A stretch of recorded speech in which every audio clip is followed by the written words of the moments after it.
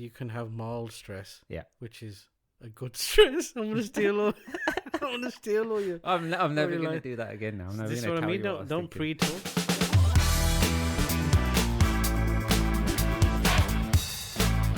Welcome to the Mindful Mixtape with your hosts Dr. Ranj Sagoo and Jati Cheed.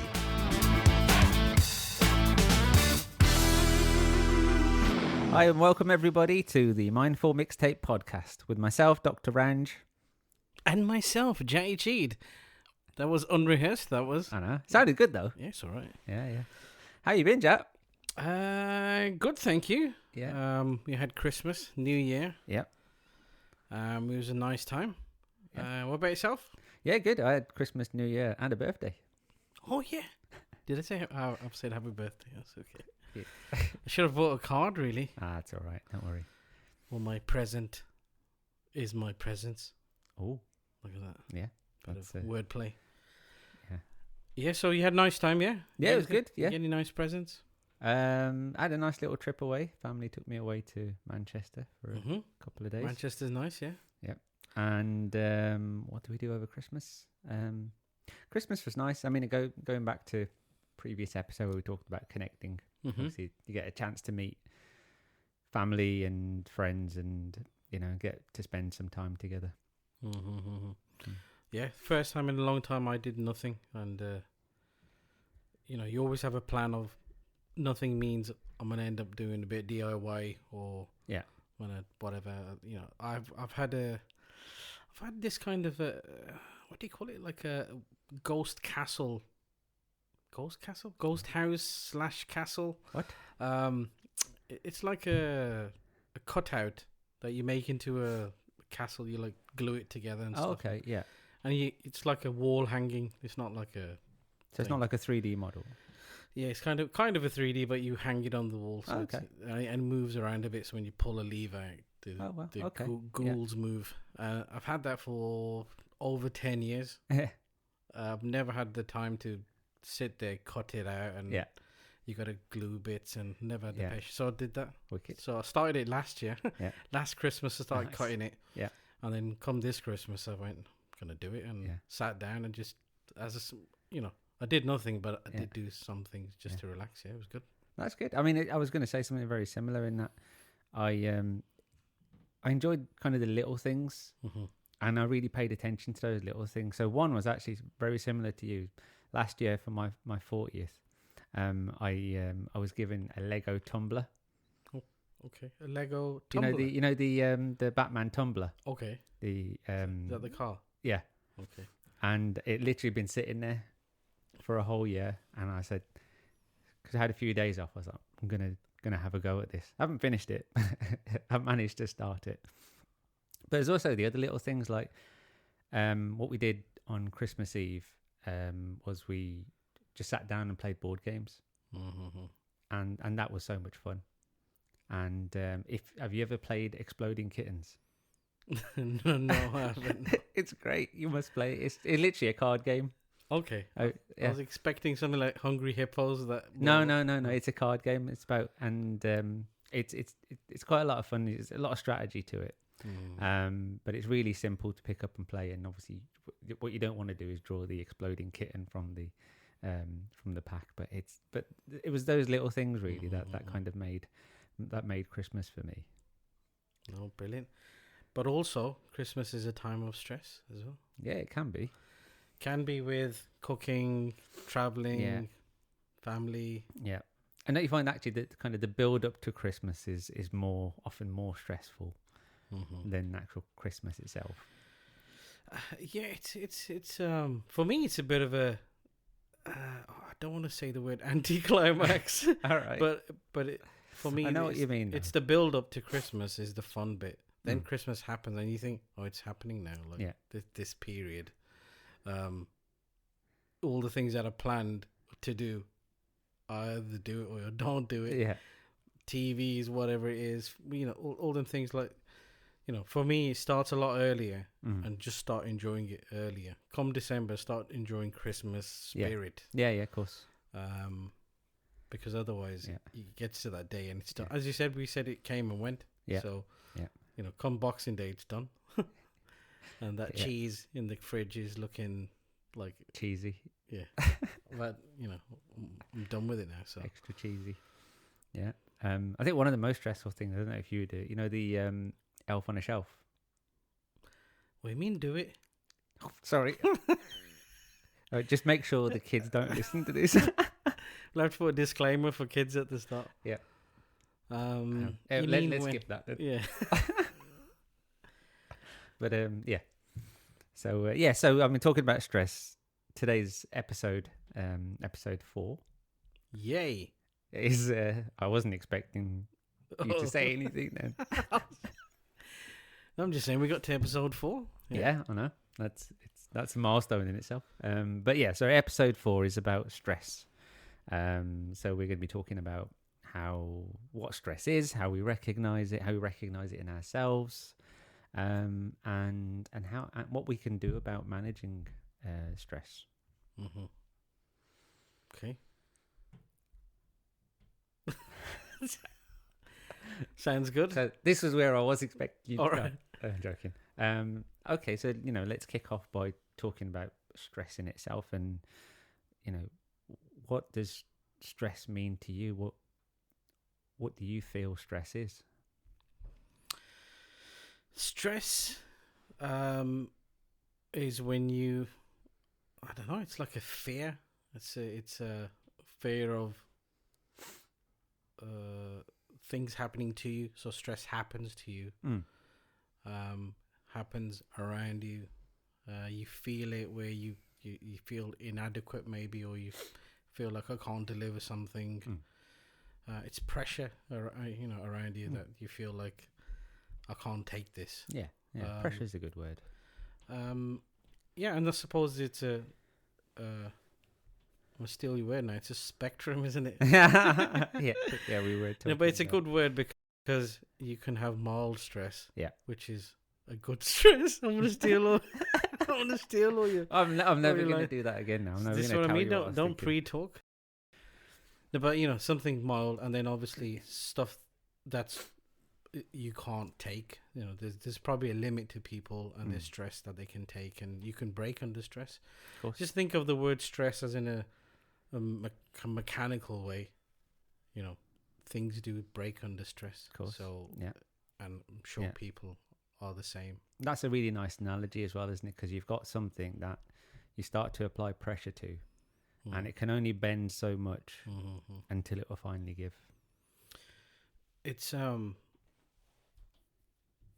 the thing is, stress is a bit of a funny one for me because I don't think I had stress for a long time in my life. I was stress free. Okay. So I thought I was stress free. Yeah, I was going to say that's interesting because what made you feel stress free, or was it that you weren't aware?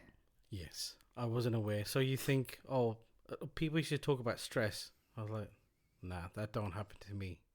Or I even felt like myself, I don't get stressed. Like someone asked me, how you getting on? You know what? I don't get stressed, man. I'm chilled, I'm relaxed. Yeah. But it manifests in different ways where you don't recognize it yet. Of course. So I'm sure you're going to cover that. So no, I mean you are right. That's it's one of those things that I can say the same thing. You kind of. Well, I used to kind of pride myself on this persona as I don't get stressed because everyone used to say to me, you're really cool under pressure. You don't show that you're stressed. And I used to be, I'm not stressed. And then, but then sometimes you think about it later on and you're like, actually, you know what, that really did affect me at the time, but you just weren't aware of it. And maybe now I am just becoming more aware of, or being more in tune to what's kind of happening with myself. I mean, a lot of it comes obviously through experience, doesn't it? And I mean, coming back to stress in itself, it is for me, or from kind of my understanding of stress, it's anything that kind of threatens your kind of normality. We kind of feel we know who we are, and we know our kind of our boundary, our safety net, if you like. You know, you got your family, you know, work, all of those things is part of you. That's part of your normality. It's when something threatens your normality and something that you might not have control of. That's what I feel this stress is, and it comes back to, you know, being an external pressure or something that you know, makes you feel like you don't have control. Mm-hmm. Something out of control. Yeah.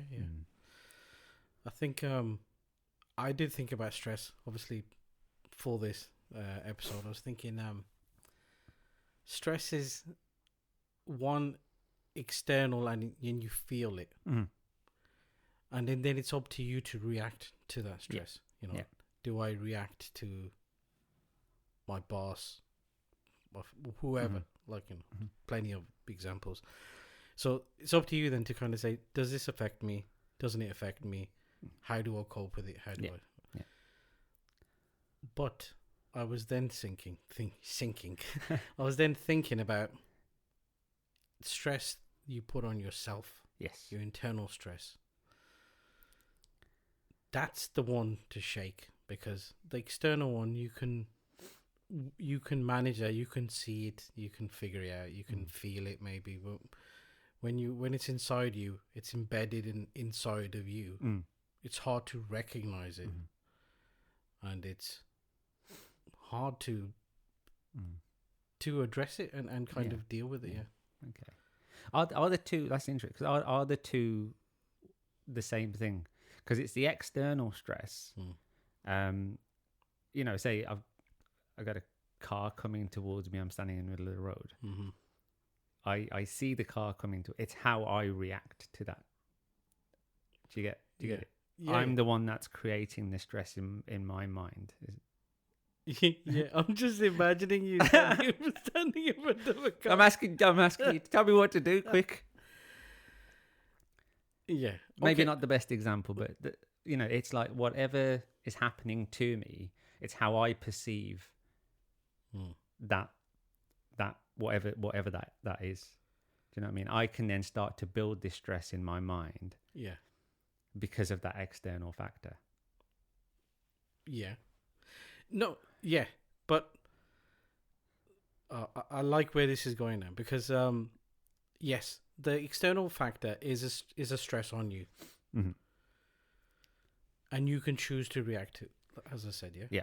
But there's certain things inside of you that aren't external, like the voice in your head that says you can't do something, or look at that person looking at you. Yeah. That is another type of stress. Maybe crossing into anxiety. Yeah.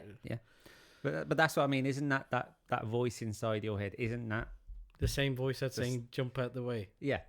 But that's the thing. So that's yeah. That's the thing that is creating your stress, isn't it? It's that internal dialogue that you're having with yourself about what's happening to you. Oh, yes. Do you know what I mean? So I'm going through financial difficulties or something like that, and I'm creating this story in my head about how am I going to deal with this? How am I going to deal with all these debts? Where am I going to get the money from? How am I going to put food on the table for my kids and family? Do you know what I mean? So I'm creating more and more stress, and it's that dialogue that you're having with yourself, isn't it? So that's what I was trying to say is, you know, are the two one and the same? It's the external stressor. Yes, there's an external factor, but the actual stress comes from how we perceive and react. I think you said a good word there. That's the external factor. The stress is... Yes, I agree. Well done. I'm on board now. We got there. We got there in the end. Yes. Okay. And I mean, you know, thinking about that, and I got probably not great examples, but have you got any examples that you wanted to share or anything of stress? Stress. As I said, like, you know, never really considered stress, but probably did get stress. I think an example that I don't know about a certain example, but I can tell you how I reacted to stress. Okay. Without knowing it, is eating. Okay. You know, I know I've come down in the night, like can't go to sleep, and smashed a bottle of like pop or something, or a chocolate bar, and you kind of, you know, I wouldn't say I'm a stress eater, but I have stress eaten. Yeah, like I probably don't do it all the time, but I do end up doing it, and I know like and it feels like a bit of an escape. Like, I'm gonna eat this, and I'm gonna just not worry about why I couldn't go to sleep. Maybe that's the reason I was stressed. I couldn't go to sleep, thinking about something. You know what? I just want to go on. Probably is a bit of hunger in there, triggers you off, but it is about, I'm gonna eat this, or I'm gonna drink this, or I'm gonna whatever. Like, it's a distraction. Yeah, it's a distraction. Trying to distract yourself from not thinking about that stress. Yeah, absolutely. Yeah. And then it takes awareness of it. Like, as I said, I've probably done it before and not realized. Now I know. Like, I know I'm thinking, you know, I can't sleep now. I'm just gonna have something sugary or eat something, or that we had a pie. I want to go and eat that lately, you know. Yeah. And I probably still might do it, but at least I know why I'm doing it, and I can recognize, oh, you're thinking about something. And it's when you start thinking, am I doing it because of that?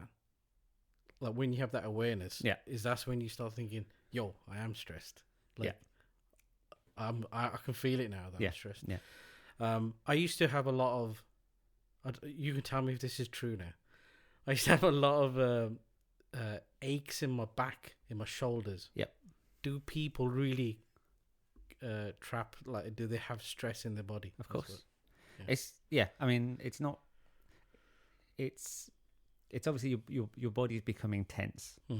You know, that's another sign of stress. You and again, it's about that awareness. I don't know whether you've ever felt like you're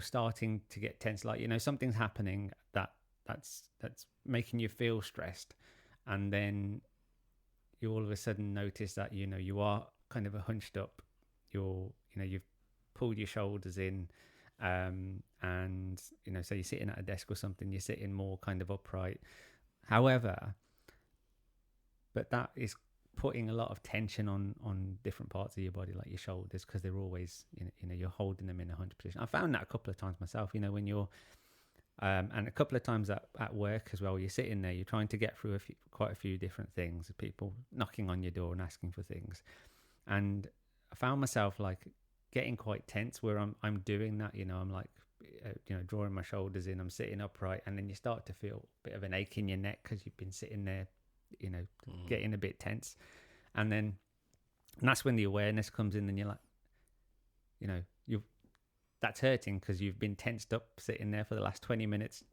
You need to relax. So that's where I think that comes from. I definitely, so I used to kind of suffer for years, like I used to say my back's hurting, my shoulders are tense, and yes, I'd go for massages, shoulder massage. Really, that's the one I always really wanted. Yeah. And you feel good the next day and it's fine, and then it comes back up, and I'm thinking, why is this happening? What's causing it? What's triggering it? Am I just sitting? My posture's wrong and whatever, all these things. But then I kept on coming back, and then when you go there and they find something and they go, oh, you got a knot here, and you think, oh, a bit validated now. There's something wrong with me. I'm not just whatever.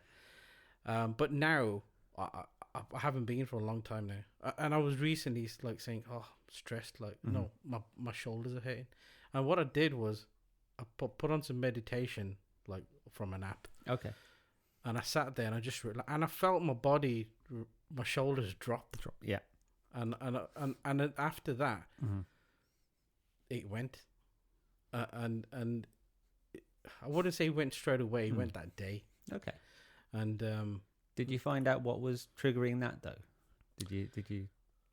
Like, why was I like that? I think it's just busy doing things like work, home, just staying on top of a lot of things. trying to edit the podcast. The thing is, I might not do it, but it's on my head. It's always on my mind. So I'm thinking, I need to do it today. I'll take the laptop out, put it away. But when I'm going to bed, I'm thinking, I didn't do it today. I need to do it tomorrow. So just a few things, and maybe some tasks at work as well. And then when you get through it, and that's when I probably took that moment to go, you know what, just relax now. For me, I think being on top of something relaxes me. Yeah, of course. It's when you're not on top of it, you're panicking. Yeah, absolutely. And and like even before I go to sleep now, I know like when I'm lying down, my shoulders are. I've really. You said shoulder, and I really like opened it up for me because that is true. Because when I'm lying there, I can feel my shoulders are tight. Then I just breathe out, and I let them drop, and I go, that feels nice. There you go. Yeah. There's a technique there that you've learned to help to ease your stress. Yeah. So it does work. I think definitely if you not into meditation and you think you can't do it, you have to believe you can do it first of all, and you can do it. Like it does work. The only way you're gonna ever kind of go experience is if you do it first of all. You can't. I've come across people that go, "Nah, it don't work for me." Okay. I couldn't do that. I couldn't sit there like in it, but. You're not going to sit. It's like hypnosis. You gotta believe it's going to happen for it to happen. And same with meditation. If you don't go in, if you think you're going to go in and go, it ain't going to work. Yeah, you've got to go in with an open mind. You're going to give up in a bit and you go, forget this doesn't work. Okay. So, give it a chance. I think I swear by it. That's I'm quite excited to share. Okay. We'll come back to that in a little while when we talk about kind of strategies to help deal with stress. Because I'd like to know a bit more about meditation because I don't do a lot of it. I'm going to convert you now. Okay, wicked. Okay, but let's talk about stress, and obviously we just getting into a bit more about kind of what stress is and. Is it always a bad thing? I mean, do we need stress? Yes, I think stress is needed. Mild stress, maybe a lot of stress at some points. I've come across different explanations like, we were built in the when we were cavemen or whatever, and if something came to eat us, you needed the stress to run and escape. So yes, it's good then. You should be stressed to make the right decision. Otherwise, who would you wouldn't really care. Like if I did this, it doesn't really matter. So there's got to be a bit of importance around it. I think stress. Yes, good now. I'm getting there now. So stress kind of flags up where something's important, be it good or bad. Like it gets to. It's kind of going, make a decision now, or this is happening. If you don't know, if you haven't realized, your car is gonna crash. So, or let's do something. Do something about it. Yeah. So, yes. It's too much of it. That's the problem. That's the problem. Yeah. No, that's a good point to finish on. So yes, just coming back to stress, and it's kind of a little bit from the sort of biology and physiology of it. Obviously, stress is a response. It's your sympathetic nervous system. So obviously we're built to have stress, because like you say, talking about cavemen, so. It was really important for them, wasn't it? If there's a saber-toothed tiger standing in front of them, they need a stress response to get themselves out of there, because what's happening, the stress response is engaging their muscles, it's engaging their brain to be singly focused on getting the hell out of there, isn't it? So that's why they needed a stress response. Similarly for us, we talked about, you need a stress response in certain situations. In the same way, you've got to get out of the way of a car if it's coming at you. You've got a deadline to meet, so you need that bit of focus. You need that, that drive to get on with your work and get it done. So you got something on the stove. Yep. The stress is on your mind. Absolutely. Even if you're sitting down, you're thinking, better not overflow, better not burn, or whatever. Of course. So I mean, there's lots of situations where we need stress, and it's good, and it helps us obviously get out of situations and things like that. But like you said at the end,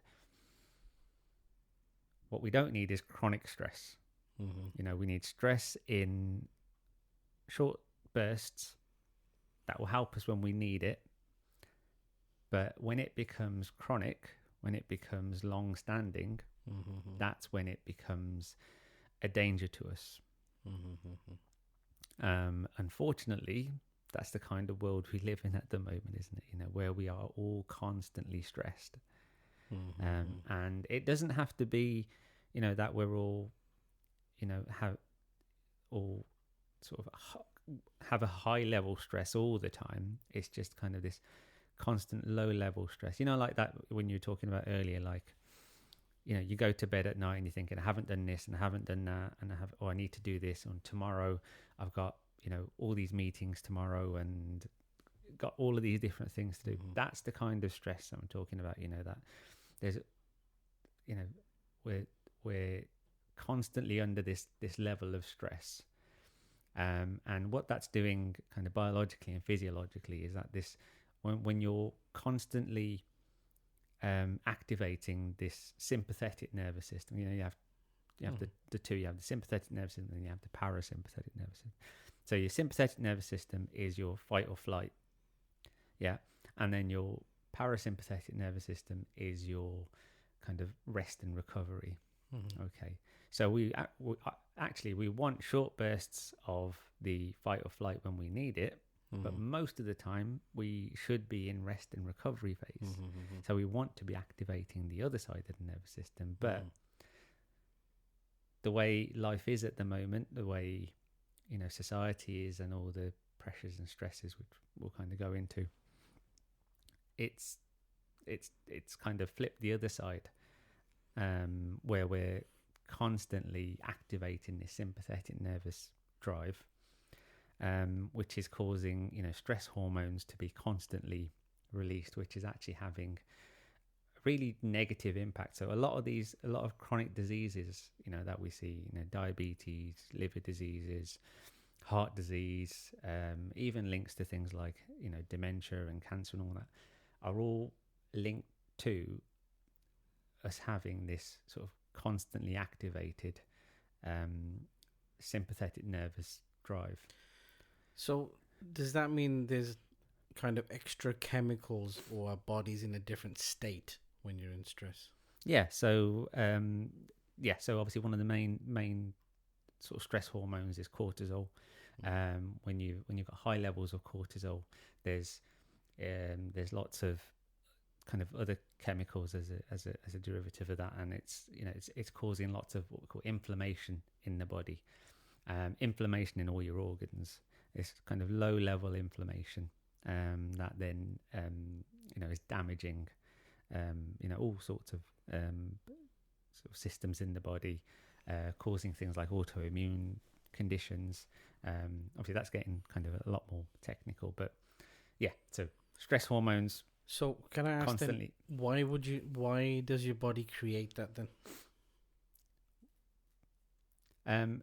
It's going back to what we said earlier, in that it's fine in short bursts. No, so what I'm trying to get at is it like think of it like NOS on the car. Yeah, it's something powerful that, as we said, you'd like it as a short burst. Yeah, it gives you power to get out of a situation. Of course, yeah. You can't run your car on NOS. No. If you kept on pressing it, yes, it'd blow your engine apart. That's exactly what... This is the one. Yeah.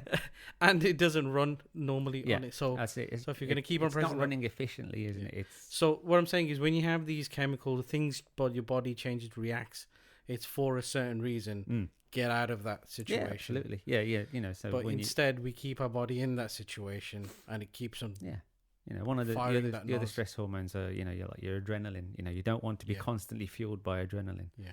And yes, you need them to get out of an emergency situation, but you don't need them all the time. And you know, and they have knock-on effects on, like, you know, insulin sensitivity and all those different things that are then, you know, causing all of these chronic diseases. So that's sort of the sciencey bit behind sort of stress. So the aim is to actually is to have a stress response when you need it, but not all the time. And that's where it kind of brings you on to, you know, stress in our sort of the day and age that we live in now. You know, I was just mentioning earlier that we're constantly stressed. You know, do you see that? You know, is that what you're finding? I think, yeah. So my question before was going to be, stress is okay. Yeah. When is stress bad? When you, like, what's it called? And I suppose you call it chronic stress. Yeah. So really, when somebody says to me, "Man, I'm stressed," I should say, "That's good."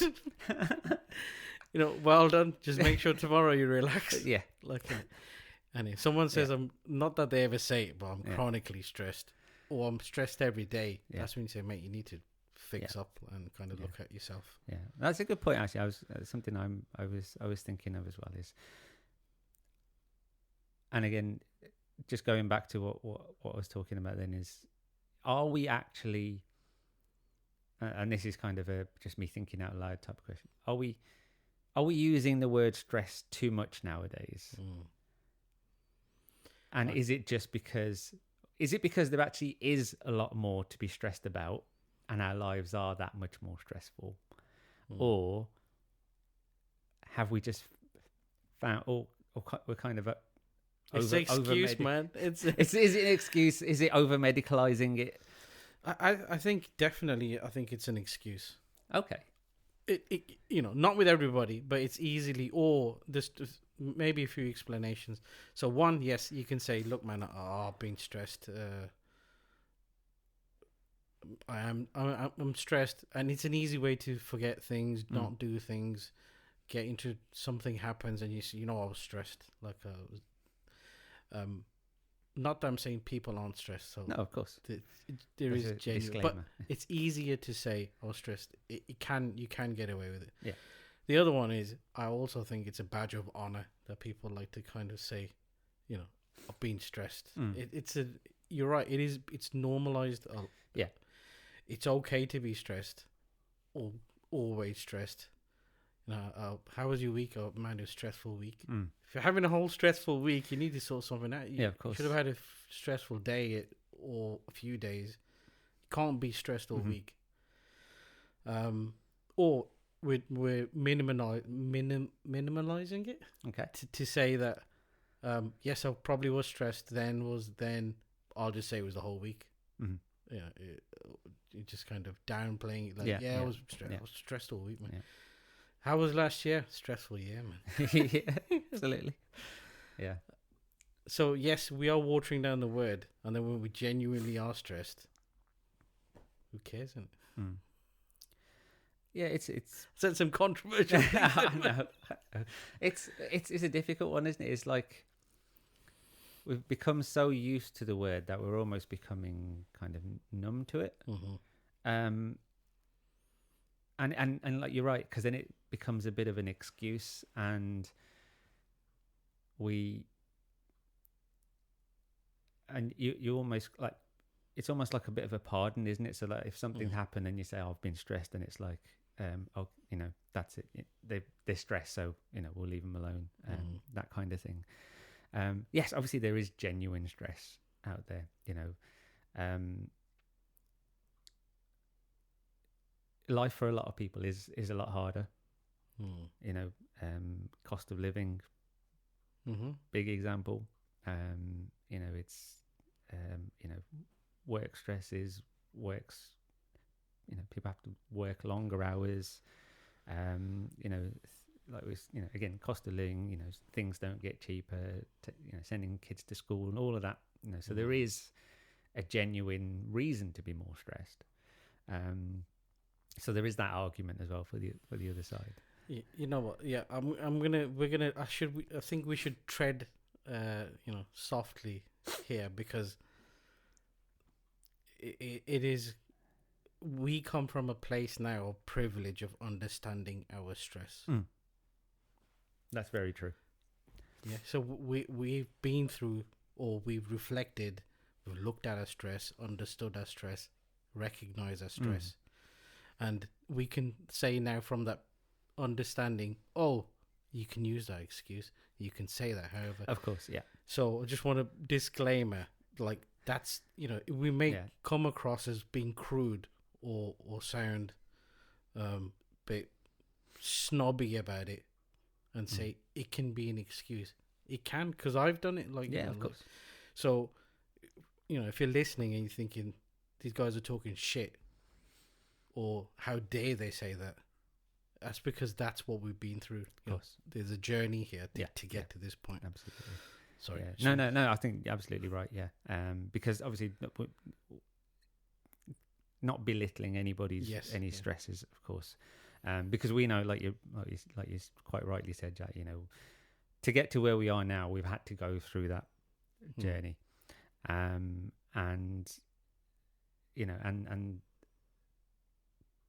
that's why, like you say, we can kind of reflect on it and say, yes, you can use it as an excuse, because I can hold my hand up, and there's been a number of times where I've used stress as an excuse, almost to get out of something that I either should have done, or somebody I should have met, or something like that.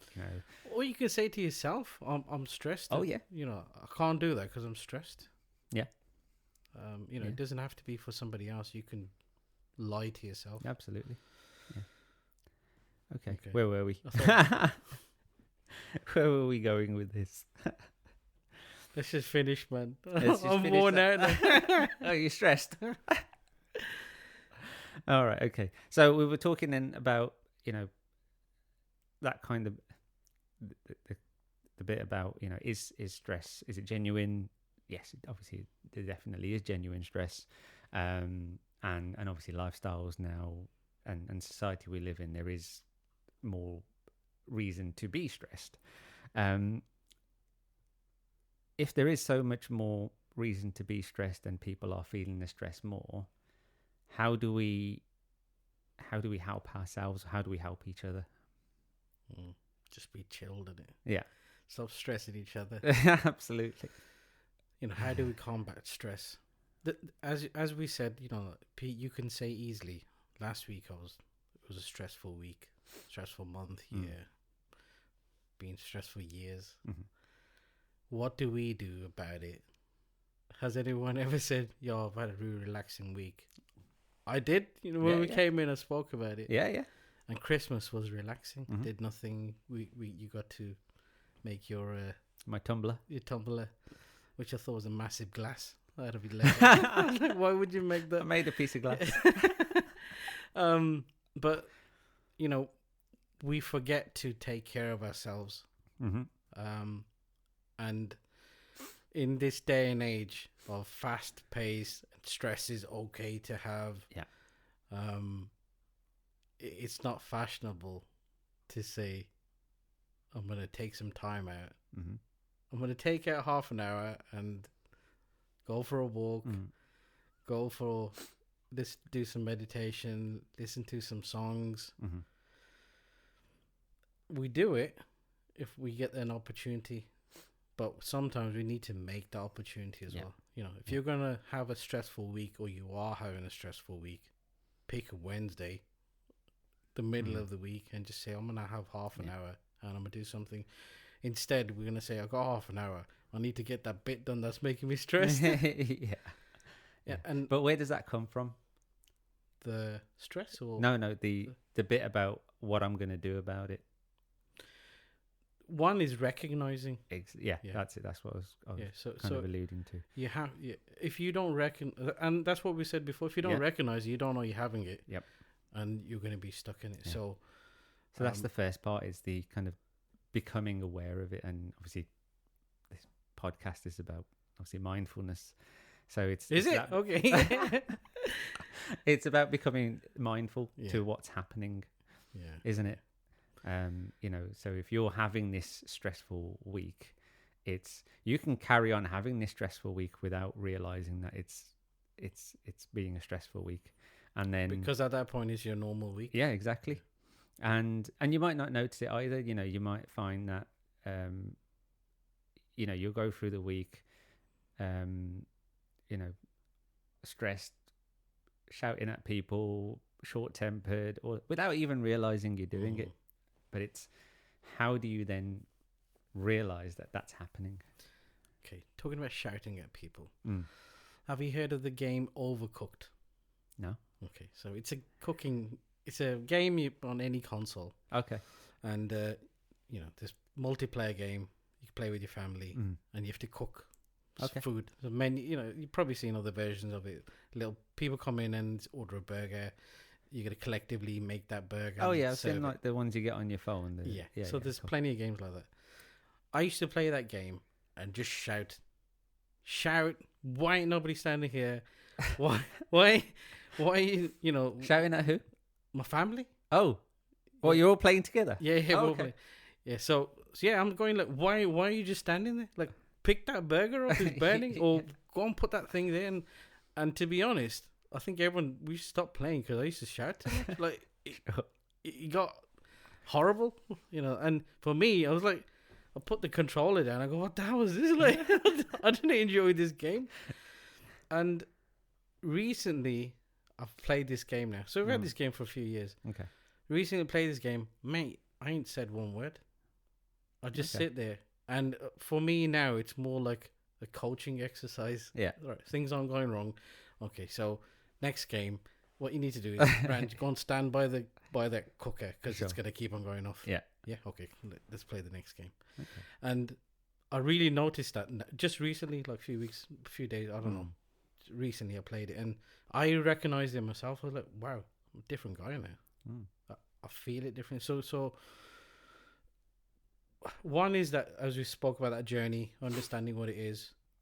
I think once you recognize it and you see it in yourself, that's the biggest penny that's going to drop. Oh yeah, and then that's when you kind of go, okay, if I am going to get stressed, what am I going to do about it? If I am going to get stressed, why do I get stressed about it? So there's a back and it's that dialogue, isn't it? It's that internal dialogue. It's like going back to what we said at the end. It's how you then perceive what's happening, and then how you then talk to yourself and react to it. So you can either have that dialogue with yourself as yes, this is a really stressful situation, it's the worst thing, be very negative about it, can't you, and just say, oh, I can't see the point of doing this, it's just going to get worse, blah blah blah, and then just kind of exacerbate your stress, and it just gets worse. But obviously then there's the other side of it, where you can do things like positive self-talk, challenge those negative thoughts. Where something's happening, you're thinking, I've got this mountain of debt on my head and I don't know what to do with it, but then you can start telling that, well, actually no, I do have enough I've got enough in the bank to see out this month. I can at least put food on the table for this month. We're not going to lose the house. And you can start to, start thinking positively. And that's where things like gratitude comes into it. And thinking about control. What do I actually have control of in this situation?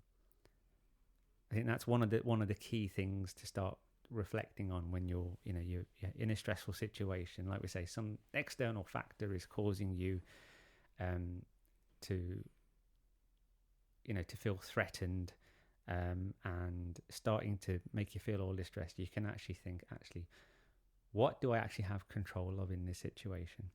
I might not have control of, say for example, it's the bank and the bailiffs coming after Well, let's say, for example, it's your bosses at work saying that, the figures for this year are really bad. There's going to be redundancies and stuff like that. You can't control what they're going to do. If they're going to make you redundant, whatever's going to happen. All you can do is control your job, your role. So all I can say is I can perform my role to the best of my ability to try and make sure that I give myself the best chance of keeping my job. Yeah. It's I think, I don't know if we're ready, but I'm going to lead into that meditation now. Okay. Because obviously there's various types of meditation. Yeah. There's I don't know, but there's like a proactive one where you're trying to solve something. Yeah. There's a relaxing one, and then there's one where you submit to your situation. Okay. So if you're in a stressful environment, things are going wrong. Can you do this? Yeah. What do you mean do it? As now? in like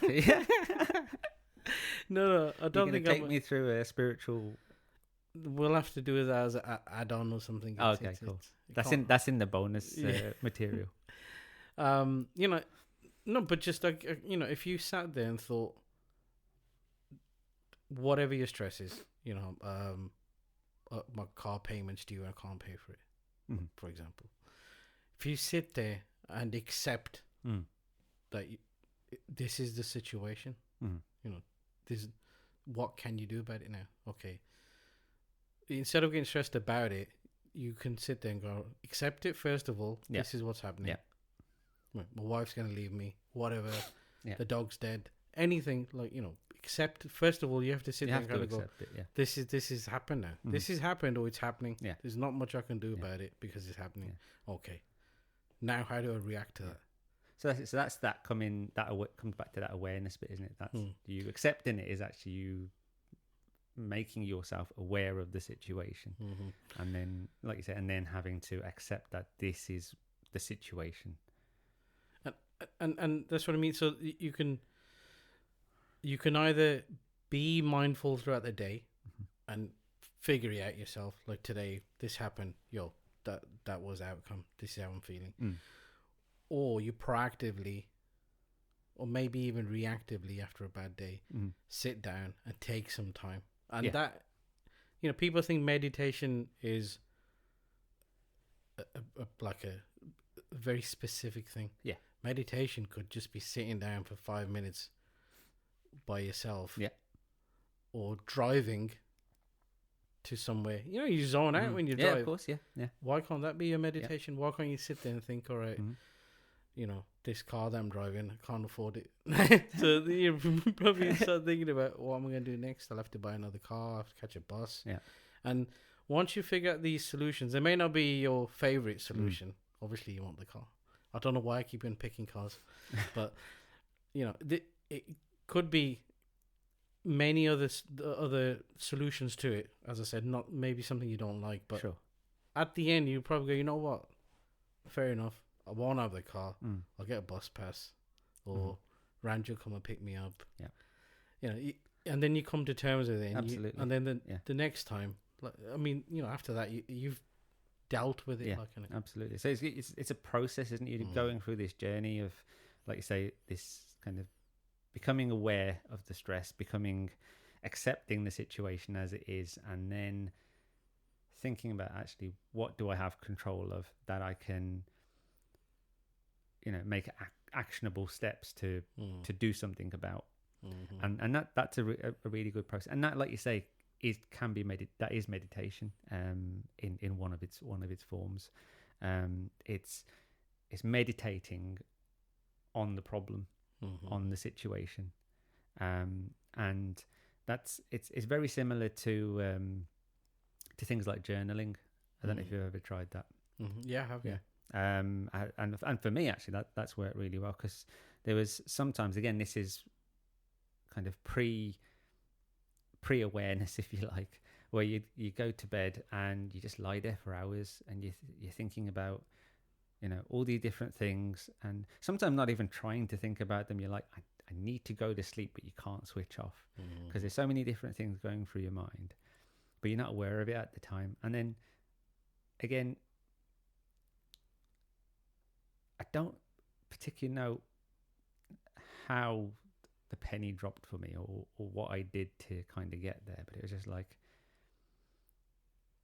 that moment where you think, what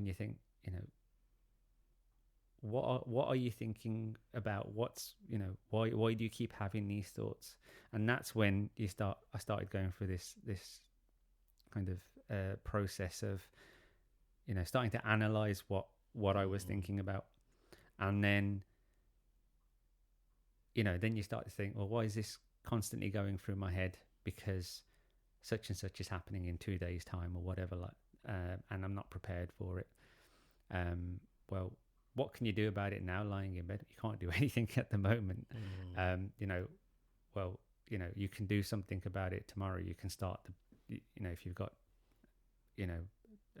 some people to call or whatever about it, that's for tomorrow. You can't do anything about it today. So you start to go through this dialogue in your head and start to, sort of, like we said, talk about or think about what's in your control. What can you do? What actionable steps can you do, and when can you do them? So you're almost kind of setting yourself kind of actions and goals, and that is one way of dealing with stress. And that's where, kind of coming back to journaling, you can do that with journaling. So journaling is basically just sitting with a pen and a piece of paper and writing all these things down. And coming back to that issue I had with sleep, one of the things I found is actually get up out of bed if you're going through that, and actually just sit down, get out of your bed and go to the kitchen table or your office or whatever. Just get a piece of paper and a pen and start writing. All of those thoughts that were in your head that keep circulating in your head, put them down on a piece of paper, so that psychologically you've taken them away from your head and they're on a piece of paper. And either that in itself will help. That helps quite a lot of times, because you're like, I'm not thinking about it now. I've put them down on a piece of paper and I can just put that away.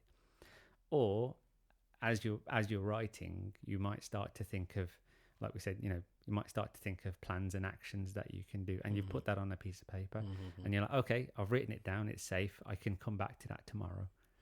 And that's been a big help for me. I thought you were going to say write it down on a piece of paper and burn the paper. Oh, that's probably. I don't know where we're going with that one. So no, I mean, I would. I don't know if I would do that, but I can understand the concept of getting something out of your head, physically putting it somewhere, and then releasing yourself from it. Like okay, no, I see. Okay, I see that. Obviously, you have to believe what you're gonna do. You could write something, burn it, and it's still in your head. Yeah. I think this is the meditation. Or you could write something. You could write something down that was like really the answer to your problems, and you burnt it, and you're like, oh, I forgot what it was. Obviously, things don't burn and disappear from you, but it's the act of giving into it and letting it go. Accepting and letting go. Sure. And the reason I keep talking about this meditation, because I did it recently. Okay. I did this meditation, 10 minutes long, and it was kind of I think it was letting go. Okay. It just came. It's like the meditation of the day. Something pops up. I've got about 4 or 5 apps, so I don't know which one it was. And it just came up, and it was just kind of letting go of stuff, because once you understand your stress, let it go. But you're right. Things don't change. It's your attitude that has to change. Of course, yeah. Sorry, I'm getting quite excited about it. I'm going to stay quiet now. No, you're right. It comes back to your perception of the problem, and then like we said. Can I say it's about belief as well? Okay. If you believe you're stressed, you are stressed. If you believe you're not stressed, as I said, you know what? I don't know if this is gonna work, because I believed I wasn't stressed. Okay. But you have to believe you can get out of it as well, maybe. Yes, yeah, maybe that's the way to look at it. I think you're right in the sense it's that self talk, isn't it? If you're going down this sort of path of negative self talk, then you're going to believe you are stressed, and you're going to believe in all the negative things that you're saying, which is going to make you more stressed. So it's this vicious cycle, isn't it? And so then that's when you have to start challenging it. You have to start challenging these negative thoughts. I'll give you a good example. I used to, and probably still a little bit, but obviously definitely used to, hate standing up in front of people and giving talks. I've always been a very introverted person, and being the center of attention was never my thing. And again, it's one of these kind of realization things. It's like, it was, why are you feeling so stressed in front of, just standing up in front of people and talking? And it was, what used to happen was, you'd start to sort of doubt yourself. Why do people want to listen to you? Who are you in this room of all these people?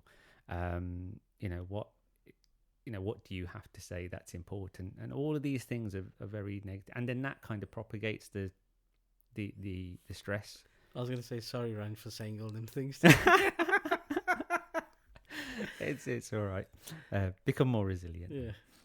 But yeah, so that's what that would propagate the stress, and then the physical feelings of stress. Then that makes it worse as well, because then when you start to feel your heart racing, and you're sweating, and your mouth's going dry, all of those things then kind of exacerbates it even more. But then I started to challenge that thought process. Why do you feel nobody wants to listen to you? What makes you think that you don't have anything important to say? You're in a room full of peers. There's no reason that what you've got to say isn't important. There's no reason that those people aren't, well, I hope those people aren't, they're making fun of you or talking about you behind your back. So it's, once you start to challenge those fears, because they do become fears, once you start to challenge them, and you then start to kind of manifest that little bit of confidence that you build in yourself. So, okay, yeah, maybe they're not, they're not like that. These are nice people. These are people I know. And you kind of get that response from when you start talking and you see them kind of actively listening to you, and actually, what, I was right. And you start to build this confidence. And so that's what I mean about this, being able to challenge those negative thoughts. I think challenge is a great word, because you can really give into that lifestyle. Oh, of course. And be stressed this week, I'm going to be stressed next week. I come across people that say, "Oh, I didn't eat a lunch." I don't eat lunches because I'm always working. Nah, mate. Yeah. Challenge yourself. Challenge Absolutely. that routine. Yeah. You're absolutely right. Challenge the things that you take for granted now because you're in that bad situation. You got to challenge them to get out of it. As I say, you got to do something different to get a different outcome. Yeah. So if you're going to keep on doing the same things, yes, you're always going to miss your lunch. You're always going to miss time with your family. You got to challenge yourself, and it comes back to what we spoke about, your values as well. Yeah. If you don't value these things, you just stick to the what you call it, your victim status. Yeah. Mate, I'm going in deep now. I know. I was going to say around going back to meditation again. Mate, really. Wait, you're going to convert everybody listening to this podcast to meditation. I'm going to convert you listening. I did a meditation where wasn't a sit down quiet one. It was like you had to shake your hands, which is quite daft when you're sitting there by yourself. Okay. So you're stressed, or you're feeling tense. Mm-hmm. Start shaking your hand. Shake one hand. Start shaking the other hand. Shake them together. Do you want me to do this? No. I'll tell you now. You can do it later. All right. Shake your arms, and then shake your legs. Shake your head. Mm-hmm. And once you start doing that, you're gonna get a phone call from my wife soon saying, "Why is he shaking?" So I've called the paramedics. so once you shake, you can sit down at your desk or wherever you are, preferably on your own, because people are going to think something wrong with you. You can go to the toilets and start shaking. Just picturing like sitting at your desk shaking. So once you shake your body, and then it's up to you how much you want to do it, gently, or the more you shake, the better. Really. Yeah. Okay. Shake it out. And it isn't that you're like shaking a ghost out of you. What you're actually doing is you're using your energy up. Okay. Yeah. So that energy, the extra things in your body that are making you tense. One, yes, you're loosening up your body, but the other one is you're burning off that extra energy that you had for that tense situation. And then when you sit down, that's the most calmest you're gonna feel. Okay. You're gonna feel like, whoa. Yeah. Relaxed now. I can see the sense in that, because again, going back to what we said earlier about when you tense, the certain things that you do, like you close up, you tense your neck muscles, your shoulders, and so by doing that, where you're taking the focus even subconsciously away from those areas like your neck muscles and things like that, and you're actively trying to loosen up yourself. That kind of makes sense. There you go. Ting ding. Yeah. one for the. So yeah, I'll try that next time. That's why actually, when you're feeling a bit tense, it's good to kind of get up and have a little shake, isn't it? I don't do that. No. But you hear people saying, "I was stressed. I went for a run." Yeah. And so it's just burning off that. Or went to the gym or whatever. These all extra things in your body that you need to just get it out of the system. Yeah. So you're right. I mean, and there are so many ways of trying. I'd love to see people listening to this just shaking like just wafting their hands about. Take a minute out to shake. How long do you have to do it for? 5 minutes. It's not long. You want to shake for 5 minutes? Well, you build up. That's a workout? Not build up to the shake. Oh, okay. So your hands shaking 15, 20 seconds. Then the other two. It's okay. It's really stupid, yeah. But no, it's not stupid. It's no. It looks stupid, but it's really good. Yeah, yeah. But the other thing is that there's different techniques for different people. Yes. Different things work for different people. So meditation might work for you, or one form of meditation might work for you. Journaling might work for somebody else. Just being alone and with your own thoughts and being able to kind of work through that thought process might work for somebody else. There's so many different ways of trying to deal with stress. Some people might use a combination of them. There's lots of things like breathing techniques that people use. Box breathing. Yeah. Okay. You want to explain box breathing? Make a mental box in your head. Yeah. And then you breathe in for one side, hold it for one side, breathe out for one side, and wait for one side. Yeah. There you go. Yeah. No, that's good. So there's lots of different breathing techniques as well. There's lots of different ones. There's kind of breathe in for 4 seconds, breathe out for 8 seconds. There's so many different variations. The prolonging the expiration bit is actually the important part. It comes back to your nervous system. When you breathe out for longer, what you're doing is actually trying to switch your nervous system back to the resting state. So the parasympathetic nervous system, you're stimulating what we call the vagus nerve, which is the biggest part of that. So by doing that, you're trying to get yourself out of this stressed sympathetic state into the calm resting state. So that's why breathing techniques work. And things like other ways of kind of trying to stimulate this, the parasympathetic side, is cold water. This is where all of those cold water techniques, kind of plunging into a cold water pool, ice baths, all of those sorts of things, having a cold shower first thing in the morning. Have you ever tried that? Yep. Yeah. What did you think? Brilliant. It does. It's so relaxing. It's not when you're in. Not when you're in it. No, absolutely not when you're in it. But I'd say one, obviously, I didn't do it straight cold shower. I had a hot shower. Yeah, and then at the end, then switch it. Then you're looking at it going, "Am I going to?" Yeah, it's true.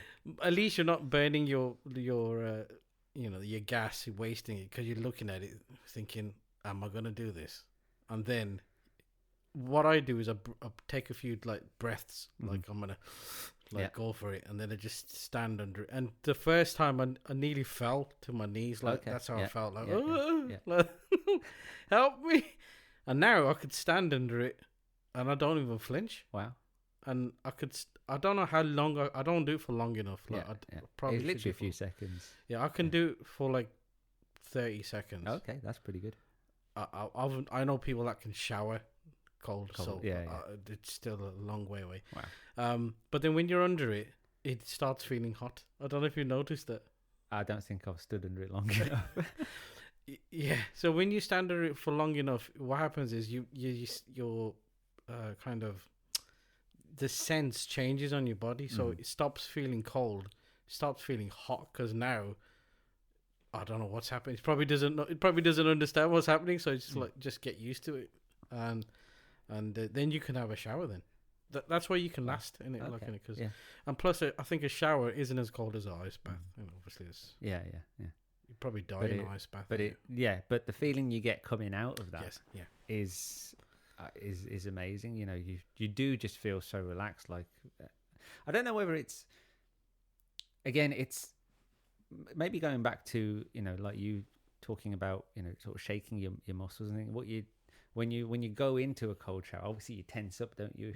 So everything tenses up, and then you relax when you get used to it. So when you come out, you feel relaxed.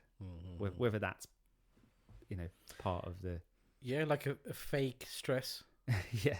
Well, no, it is. It's stressing your system, isn't it? Yeah. So that's what's happening.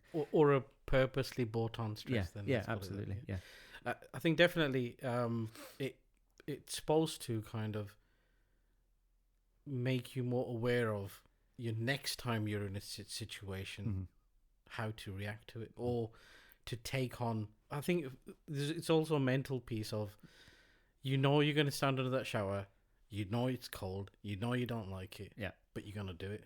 So next time when you have to hand in that report or not do something or do something, you kind of build up to go, mate, you got to do it, and then you just go and do it. So it makes you more resilient in that sense as well.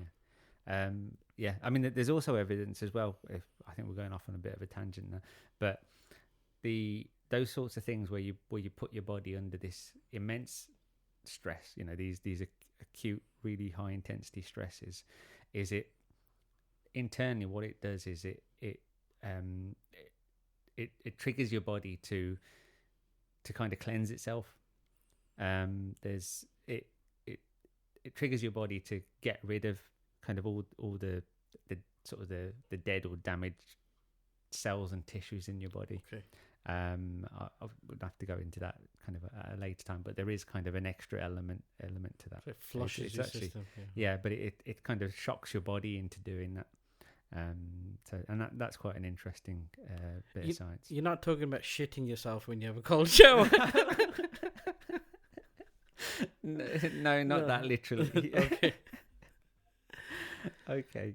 On that note, then. Well, obviously, coming back to different techniques of trying to help stress.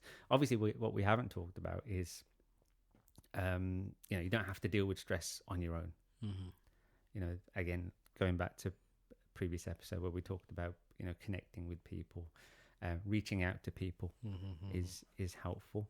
But then on the flip side as well, if you recognize seeing somebody stressed, it's good for you to reach out to them and say, and it might just be, how are you doing? You don't seem yourself. What's happening with you? It might just be beginning a conversation, like we said last time. Yeah, reaching out, a text, anything like it's important to know the person. Yeah. Yeah, you can't walk up to a stranger and go, "Mate, you look stressed." It might just be You their could face. do. I don't know. It could just be who they are as well. But I think having a relationship with somebody and then you recognize it. Yes, it's easy to not get into stuff as well. You think, man, I don't know what's good. It depends how your relationship is, and if you really care about someone, you take that time.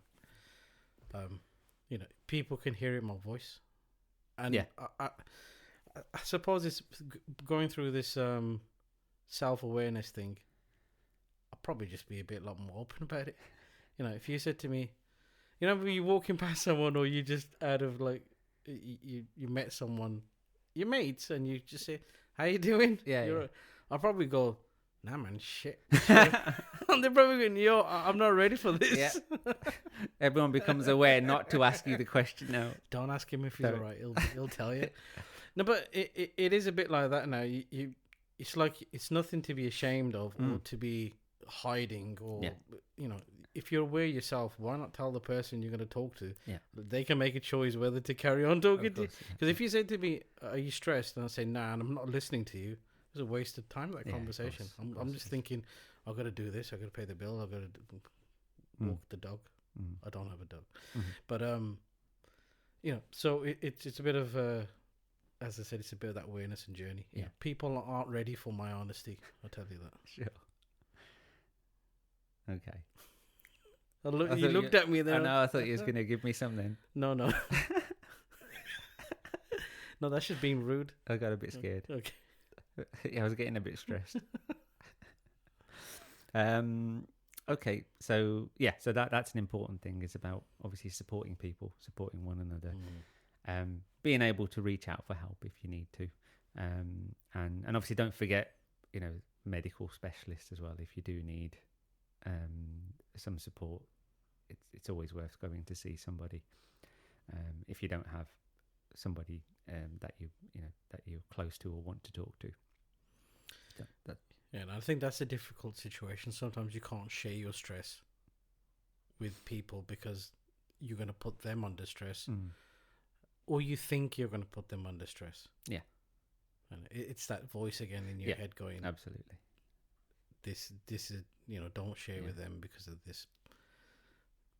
I'd rather somebody share than keep it in their head.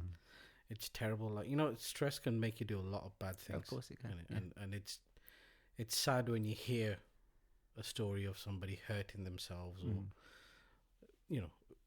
even the worst thing you could do, like of not even being here anymore. Like it's these situations happen, and all it took was somebody reaching out and just have. But you're right. It's that self voice that's telling you, I can't share, I can't talk. Absolutely. To anyone. So it puts you in a corner. Really is befriend that voice. Whatever that voice is telling you, listen to it and accept. Yeah, absolutely. That's a nice term, befriend the voice. It's you're trying to get on the same. You're trying to get on board so that you can then, like we said, challenge and create a positive spin on things rather than kind of, have this, continue this kind of negative journey. You need to find a way to, reason with yourself. Cool, man. Okay.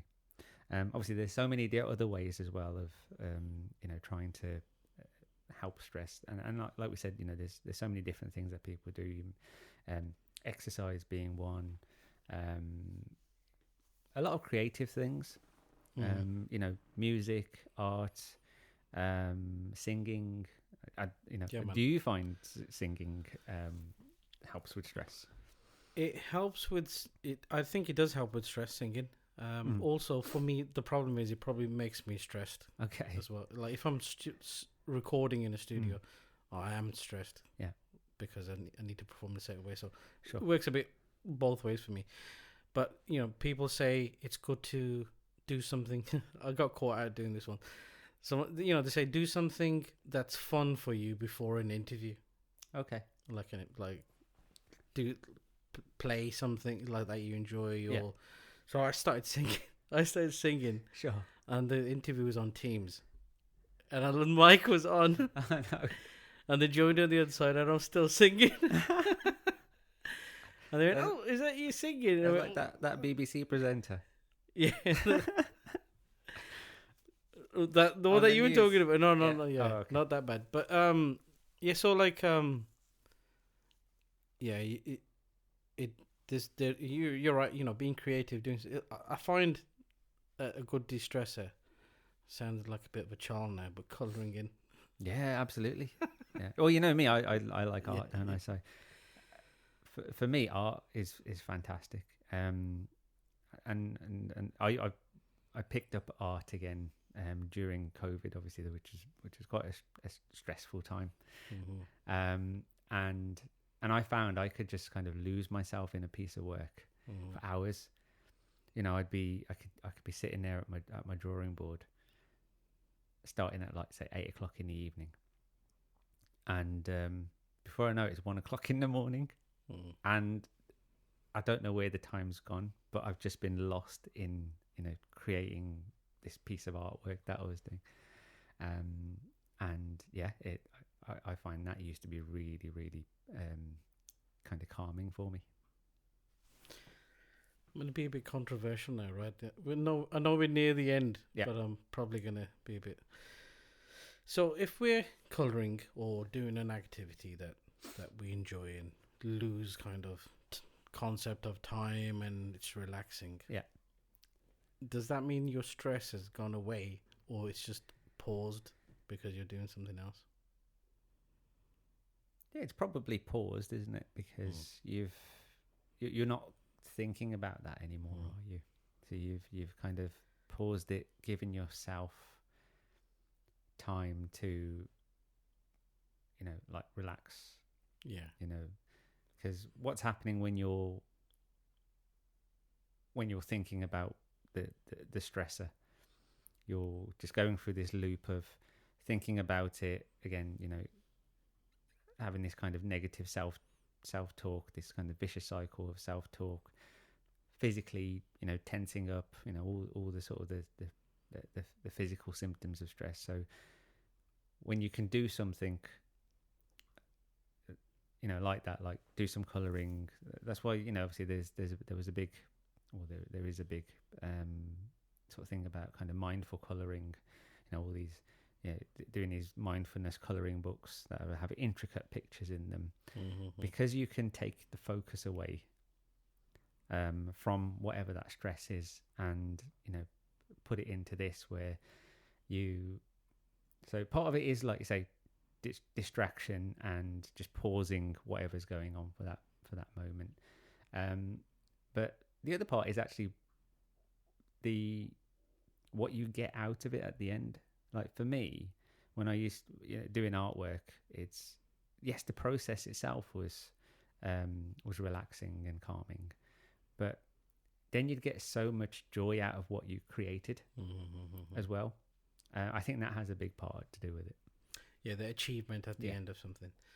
Yeah, I think, and I suppose also from that break, from that stress, it's like when you have a good night's sleep and the next day you wake up. Yeah. Yes, all the stuff's still going to happen, but you have a bit of a restart of, let's look at it again. Yeah. I wasn't being a knob about it, but what I'm trying to say is, like, the thing doesn't go away. Of course. But you can come back at it with a bit more energy. Yeah.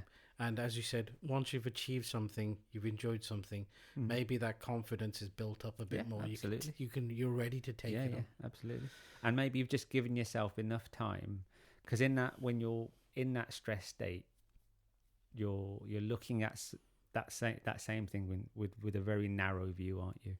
If you've given yourself that little bit of time to relax, take your mind off it, then the next time you come back to it, you might be looking at it from a different perspective and think, actually, you know what? I didn't see that before. And you've just created yourself a new, a new answer to part of the problem. You know why you have narrow view when you're stressed? Why is that? Because that you concentrate on that stress. Yeah, absolutely. It's that one thing you need to figure out. Yeah. So all eyes on that issue. It's back to the saber-toothed tiger, isn't it? Absolutely. Yeah. And that's what's happening with the hormonally. It's shutting everything else off so you can focus on this one thing. So you can stay alive. Yeah. Man, there you go. There you go. We sorted stress out, people. No need to be stressed anymore. But no, in all sort of what's the right word? Seriousness, that's the one. In all seriousness, obviously, if you are going through a stressful time at the moment, we talked about a few things that can help, and it might be worth trying some of those things or looking into them in more detail, like meditation and different breathing techniques and things like that. But also, we'd encourage you, if you do need to get help, reach out to somebody, a medical specialist, maybe counsellor, coach, anybody like that. Or even if you have got somebody to reach out to, like a friend or family member, make sure you do reach out. I think it's difficult to recognize. Everybody's got their own manual of their for themselves. You may not even know these things de-stress me or these things stress me, but going back to meditation or just kind of being mindful of things, you may recognize the last time you wasn't stressed, be it last week or 10 years ago. If you was 10 years ago you weren't stressed, what was different then to what's now? Maybe you had a dog, maybe you were in a different job or whatever, or that's a really good exercise to do, mate. I'm full of these, you know what I mean? so like, if you could do it then, why can't you do it now? So yeah, exactly. And only you know your journey. As we said, everything's different for different people. My relaxing thing could be a terror for you, singing on the stage.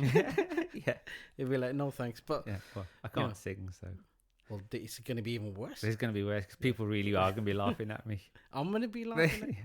So you know yourself. Just take that time to listen to yourself.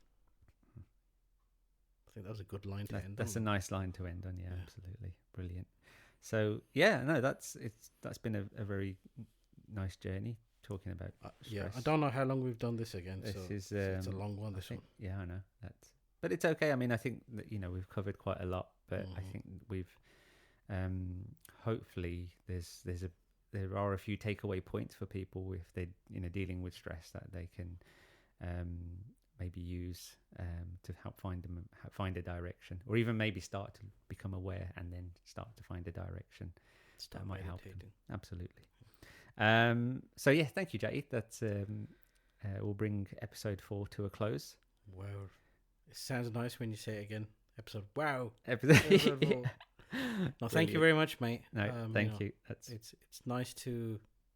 I think sometimes it's nice to talk to you, and it's also nice to listen what you believe in as well. Like, you could sit there all day and believe these things, and this is what I do, this is what I think. But when you start talking about it, it kind of reaffirms, I do actually believe this, or this matters to me. So thank you for letting me share that. Thank you. And it's nice to hear different ideas, and and it's always about different perspectives, because like we say, we ourselves have our own view on certain things, but when you hear something from a different perspective, it's that challenging, isn't it? And you start to challenge your own ideas, and you're like, actually, I didn't see it from that way.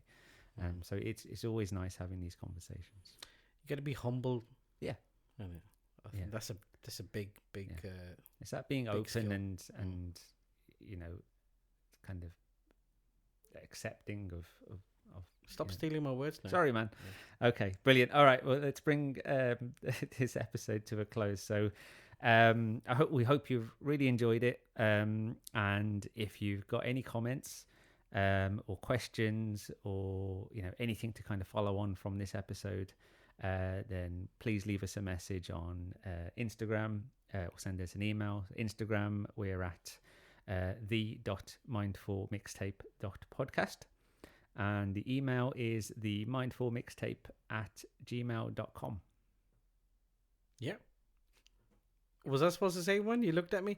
What I would say is just there's something, I don't know, or you can find us on the road and just tap us on the shoulder and talk to us. Yeah. But obviously we're on the podcasts are on Spotify, Apple, all reputable platforms, digital platforms. Yeah. What I would say is, yes, we are still learning. We're going through it, so be kind and coach us as well if you think there's something we could do better with. We're willing to take that on. We'll listen to this. We won't let Mitt listen to it because he's our friend who gave us some harsh realities. Yeah. And if you think we're waffling on for too long, tell us that as well. Yeah. Or just forward the podcast. It's easier. That's true. Saves our feelings then. But thank you very much, everybody. Thank you.